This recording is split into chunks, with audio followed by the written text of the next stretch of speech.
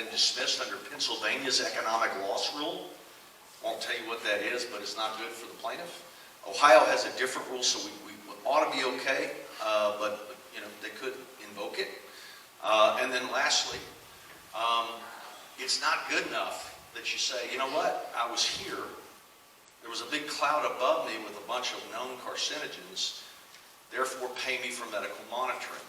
The Hirsch decision says you got to have more. In that case, they relied upon some epidemiological data that says, you know, it's regulated because the odds of cancer go up by 1 in a million, and the plaintiffs had experts, and the bottom line is those experts said, hey, it's a well-known cancer causer, but it wasn't good enough for the Sixth Circuit. And let me just tell you what I mean by that, okay? We know that the stuff in the air could raise long-term health concerns in and around East Palestine and Columbiana. We know that. Is that good enough in a court of law? There's some Texas A&M researchers that took the EPA's testing data and found elevated levels of chemicals known to trigger eye and lung irritation, headaches, and other symptoms, as well as some known or suspected to cause cancer. So that's pretty solid evidence. But is that enough to allow people to bring claims for emotional distress? If you were, like the gentleman who took the picture straight up and the nuclear cloud is right above you, you were in what's called the zone of danger, and you probably have an emotional distress claim, but I'll leave that to the Ohio lawyers to advise you. But here's the one I want you to watch out for. This increased fear of cancer, which as you cough, you all sure have right now. I know it. Is it compensable? You've got to show that you in fact possess an increased statistical likelihood of developing cancer, and that from this knowledge springs a reasonable apprehension which manifests itself in mental distress. So that's what you need to prove to get emotional distress damages. Now, we'll get back to the Hirsch decision in a second. So one thing that we're working on, I don't care who your lawyer is, we're getting organized. We're looking at every possible avenue, and we're talking, which is good. There's lots of good law firms involved. If you want a non-Ohio law firm, there's some really good firms. There's a bunch of Ohio firms. They're all in this PowerPoint, and a lot of us are going to be meeting in Cleveland tomorrow morning, okay? Which is where I'm leaving right after this meeting to get to Cleveland for some meetings tonight, okay? We're getting organized. But again, Ohio law says I should say this, and I should say this. There are excellent law firms to consider. Okay? Make your own informed decision who you want to represent you if you want to be represented at all. Those law firms are collectively contacting experts on different subjects, derailment experts. You may have read, there was some articles about a little scrum that we had in the federal court about, we all got a letter that basically said, hey, you got to be here by next Monday and Tuesday or we're going to take all the cars and destroy them. And it was kind of hard getting experts here, but there were a bunch of them here. The bottom line is we looked up all these cases and looked up experts, and there's a whole bunch of them, and we called a bunch of these guys and talked to them, and you know, we're rounding up the appropriate experts. We've got their resumes. I've talked to some of them. This is the letter from the railroad's lawyers that basically say, hey, we're going to clean up the site. The EPA says we don't have to have these cars here in the middle of town anymore. And I kind of get that. Who wants to live in a town with a junkyard, you know, full of derailed cars? But our experts need access to it to see what all the evidence is before they change it. So they basically told us, and again, this isn't working, I apologize, that you've got until the 28th and the 1st to get your experts up here to look at it. Some people complained about it in the court, got some more time. Some people got their experts up here, got everything photographed, and so all that's been done, okay? All right, we've got weathermen and women, meteorologists. Why? Well, we got to know where that big plume went, right? And who got affected, who didn't. So we've got very good data about what wind was on what time of what day, what direction it was going, where the plume went, and the like. We've got it collected for the 3 weeks immediately after the release so that we can get these meteorologists to tell us who was in the zone of being affected by these chemicals because of the vinyl chloride controlled burn. We've got a bunch of people that the various lawyers are talking to about health effects from vinyl chloride exposures. One of the world's experts is right here at the University of Pittsburgh, Dr. Julianne Beyer. She's been studying vinyl chloride. She's put out some statements about this. She's researched vinyl chloride, even at exposures in what's considered safe levels, and found that it can intermix with fatty substances in your body and cause liver disease. She's talked about, she's done all sorts of stuff on rats, animal studies, which is the way we, diagnose things and test pharmaceuticals and environmental problems. And 100% of the mice develop tumors after normal exposure to vinyl chloride. Not good, okay? And then we've contacted a bunch of blood and urine centers. Here's why I think it's so important. The Hirsch versus CSX case. It's a Sixth Circuit opinion from back in 2011. And it requires more than just a 1 in a million chance that you've been exposed and therefore have an increase in cancer. Now, to give you some details about this case, the law is supposed to be written in such a way that courts follow precedent. It's called the doctrine of stare decisis. And whenever the Supreme Court, and I'm not touching Roe versus Wade, but whenever they reverse something, but generally the rule is you're supposed to follow precedent, okay? If you are a federal judge sitting in a district court in Ohio, you are duty-bound to follow the law that has precedential value as issued by the United States Court of Appeals for the Sixth Circuit. So are there cases that relate to this issue? Well, the CSX versus Hirsch case was a train derailment. They brought a claim for fear of cancer.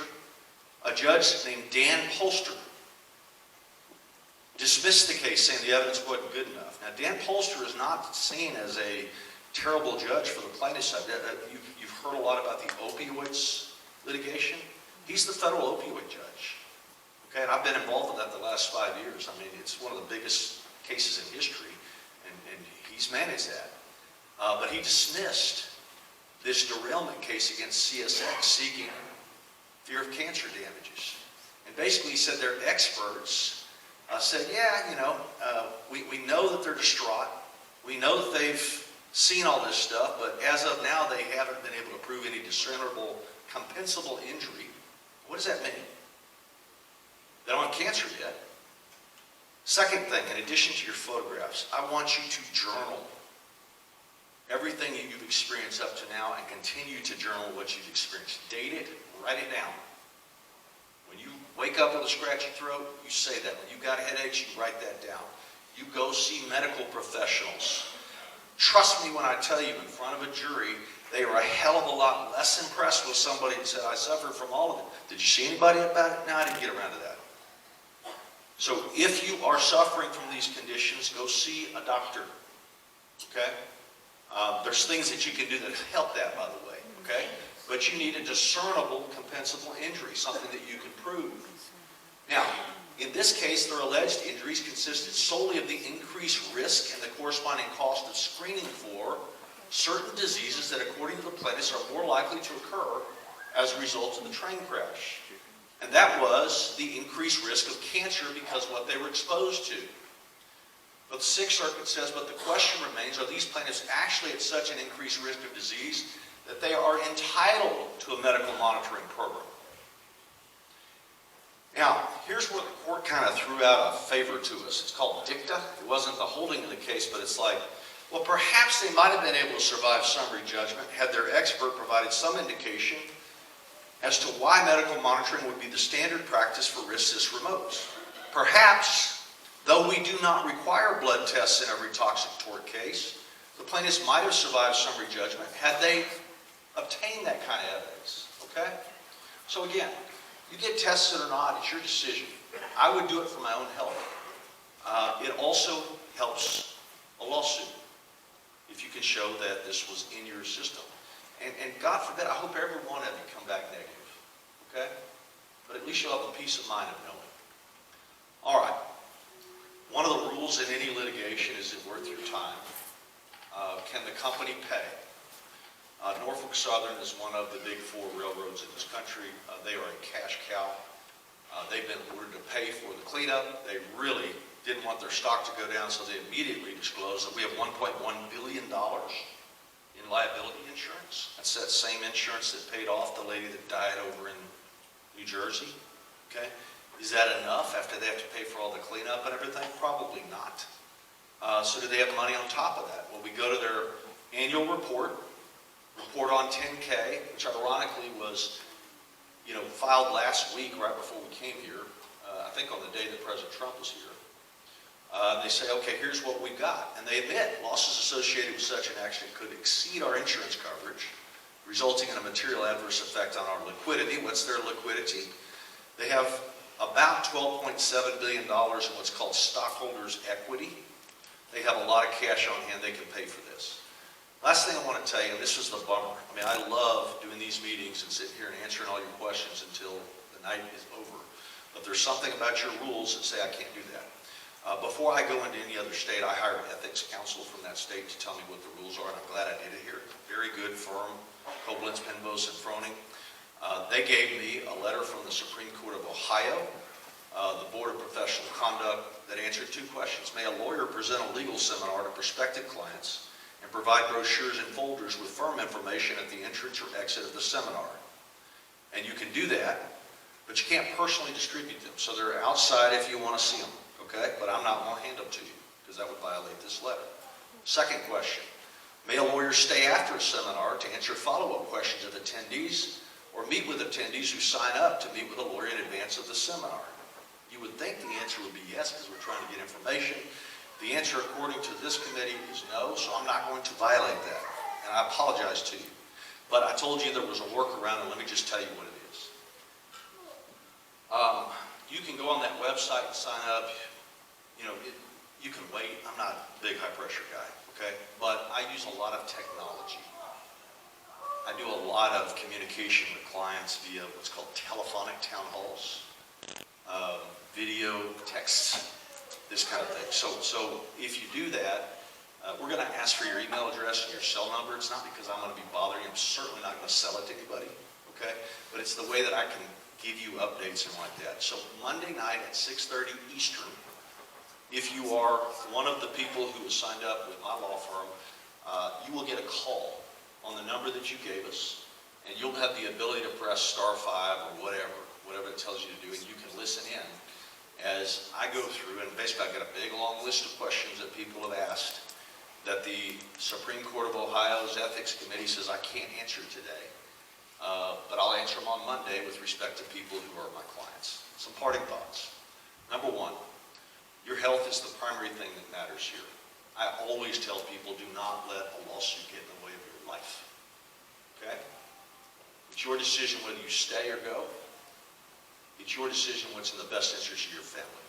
My advice is to get tested for your own state of mind and continue to get your blood, your urine, your water, and your dirt tested until it's all clean. Get tested before too much time passes. The benzene release case in South Texas 10 years ago, benzene dissipates out of your bloodstream after a certain amount of time, okay?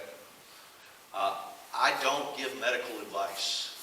I employ a medical doctor who keeps me from saying stupid stuff, but I am not a doctor. Consult with your own doctor. They know what they're talking about. I said last week we'll be doing additional town hall meetings in East Palestine and Western Pennsylvania on March the 2nd. I guess I lied. We're only doing in Ohio tonight because of this meeting I got to go to, but we'll be back on the 8th, okay, to cover both East Palestine and Western Pennsylvania. We're here tonight because the EPA is in my high school auditorium, but I sure love this theater. It turned out to be really like it. And then lastly, you can pick up our firm's materials outside. This is a picture of outside of the high school last Friday. I'm sure they've got them outside here, but I can't give them to you, okay? How do you reach us? The website, you can go to eastpalestinejustice.com. The main reason I want you to go there is to click on where the testing sites are, okay? But that's how you can get a hold of us. After noon last Saturday, we have colleagues located at 96 North Market Street, Suite 14, to answer your questions. I'm very proud that Bernie Kosar's sister has agreed to help us, which is super cool. Thank you, wherever you are. And we'll have staff there to try to answer your questions, okay? You can call us at 330-470-8296, and you can visit with us when we return next week. This says March the 2nd. We'll be back on the 8th. But more importantly, you can get your questions answered when we do a telephonic town hall, 6:30 Eastern on Monday night, the 6th, okay? We're going to try to get you as much information as we can. This is a fast-moving situation. We'll have a lot more information on Monday than what I've even given you because 50, 60 lawyers are getting together tomorrow comparing notes, and we will keep getting smarter and move the case along as quickly as we can. It is inexorably slow, but while the legal process takes a long time, the political process does not.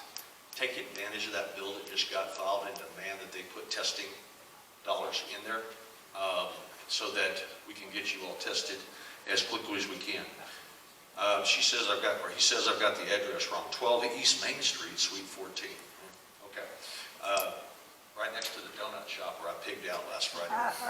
Sprinkles, yeah. I mean, that's like City Hall for a fat guy like me. Guys, thank you for coming, and I apologize I can't answer your questions tonight. Monday night, 6:30. We appreciate it, and God help you. Okay?